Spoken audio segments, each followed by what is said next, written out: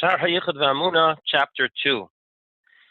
In this chapter, we will compare and contrast the belief of traditional Judaism in divine providence, that the Creator is intimately involved in every aspect of creation, as opposed to the belief of others who believe on the one hand in a Creator, but on the other hand they do not accept the Creator's involvement in his creation going forward.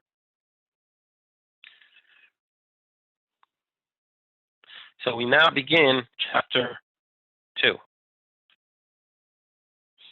So in the previous chapter, we had discussed how if it wasn't for the divine energy that is constantly bringing everything into existence, nothing would be able to exist. Vehine mikan teshuvas haminim. From the foregoing, the answer to the heretics may be deduced. The gilui sheresh teusam hakoifrim ashkacha pratis v'oisis u'meivsi atayra.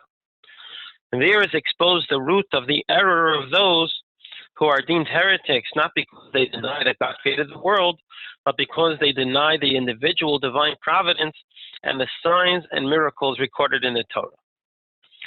Why do they deny this when they readily admit that God created the world? It is because they err in their false analogy, and the outcome would be quite different from what they imagine, even if they were justified in their analogy. But their analogy is also wrong. So what is their understanding? So first we will discuss how they understand how they come to their logical conclusion that God is not necessarily involved anymore in his creation. The reason why they say that is shemedamin masei Hashem, comparing the work of God, oiseh shamayim v'aretz, maker in heaven and earth, lemasei enesh v'tachboleisam, to the work of man and his schemes. What do we see in the work of man? Ki kasher yatsa l'tayrev kli, when a silversmith has completed a vessel, shuv ein hakli tzorich l'dei tzorich. The vessel is no longer dependent upon the hands of the smith. Ki af sheyada mesulakis himenu, and even when his hands are removed from it, v'haylech lebashuv, and the smith is walking in the street, hakli kayem b'tavnisay v'talmei mamish. The vessel remains in exactly the same image and form, kasher yatsa midei tzorich, as when it left the hands of the smith. So therefore, logically we can say that the Creator created his creation at one point and then just left the creation to its own devices.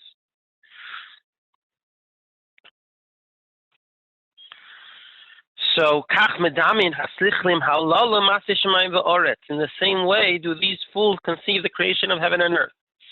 So they imagine that once Hashem created heaven and earth, he does not have to be involved anymore. It can continue to exist on its own. So therefore they say that it would be illogical to say that God is involved in his creation. So therefore they don't believe in miracles, and they do not believe in divine providence. However, what is their mistake? Says the Alter Rebbe, their eyes are covered. They do not see the great difference between the work of man and his machinations. Shahu yesh mi yesh, which consists of making one existent thing out of another existent thing. Rak shemeshana hatzura v'atmuna, merely changing the form and appearance. Mitmunas chatichas kesav litmunas keli, from an ingot of silver to a vessel.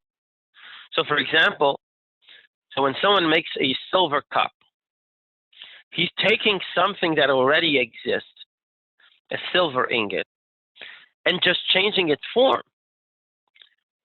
He is not the one who is creating, who is making the existence of that item from nothingness. So therefore, once he changes the form, it can continue to remain in that changed form.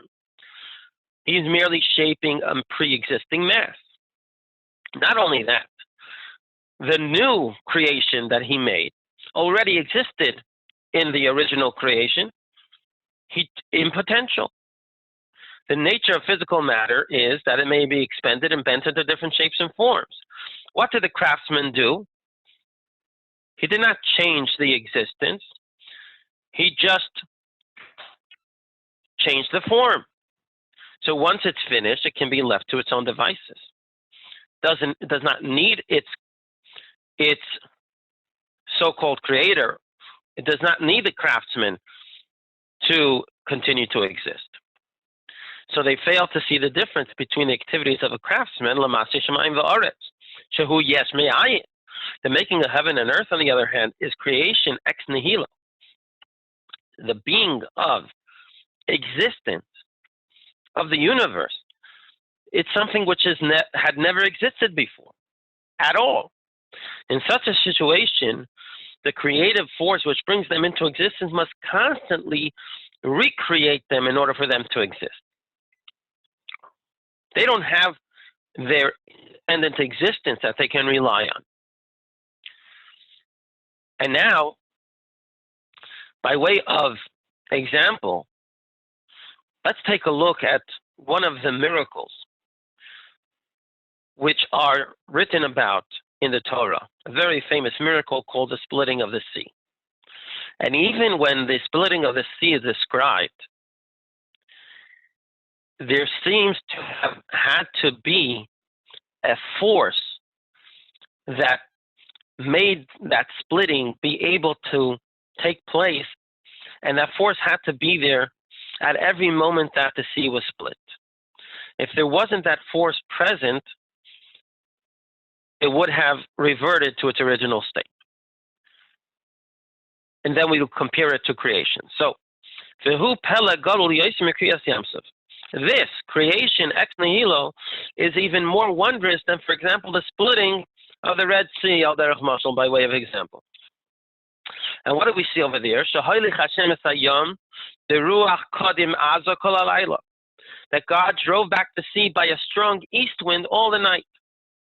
Well, you see over here that we had to discuss, the Torah had to say there was a wind causing the splitting, kol halayla, the entire night. That caused the water to split, not merely cease their flow, but that it stood like a wall. What would have happened if God stopped the wind? The waters would have instantly flowed downward, as is their way and nature. And undoubtedly they would not have stood upright like a wall. Okay, so you need to have the constant wind, otherwise the water would revert to its original state. Even though this nature of water to flow downward is also newly created ex nihilo. The fact that water flows downward is a creation itself. Not only water is itself a creation ex nihilo, but the nature of water to flow downward is also created ex nihilo. So when the wind caused the water to stand like a wall, it was a great miracle, but nothing new was created at that time. It's just that one existent state, fluidity of water, was replaced by another existent state. So basically water took on the nature of a stone. But these are both things that exist in creation. So since the ability of water to stand rock-like is something novel, so the force that is responsible for this novelty must constantly cause it to come about. The moment it ceases to do so, the novel event is arrested. So how much more so? So sorry, let's continue. For a stone wall stands erect by itself without the assistance of the wind. But the nature of water is not so. By nature, water does not stand upright, flows downward. So you need to have an additional degree of creation ex nihilo for it to do otherwise. So what do we see? That not only is the analogy of the heretics false, because you cannot compare creation to the works of man, because creation is real creation ex nihilo. But even according to their view, where they do want to compare God's work with man's work, you see that when something requires a radical change, you need to have the constant input of the animating force. So how much more so is it in the creation of something out of nothing,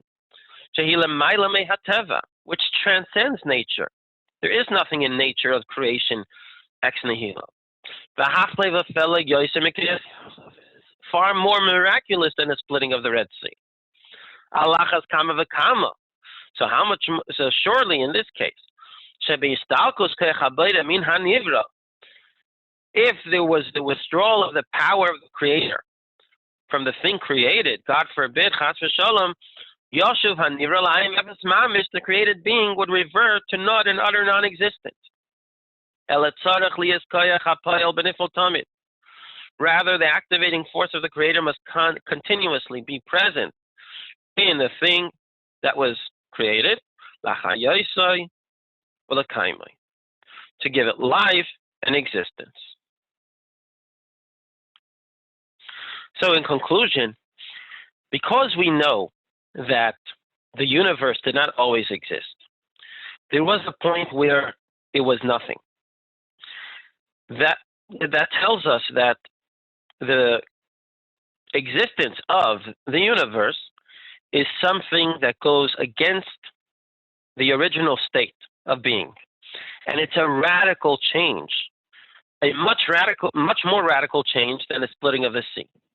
So if in the case of the splitting of the sea, if it wasn't for an opposing force, if it wasn't for that wind, that easterly wind, that made that change happen, then at any moment that it would stop, that change would undo itself. So how much more so in creation?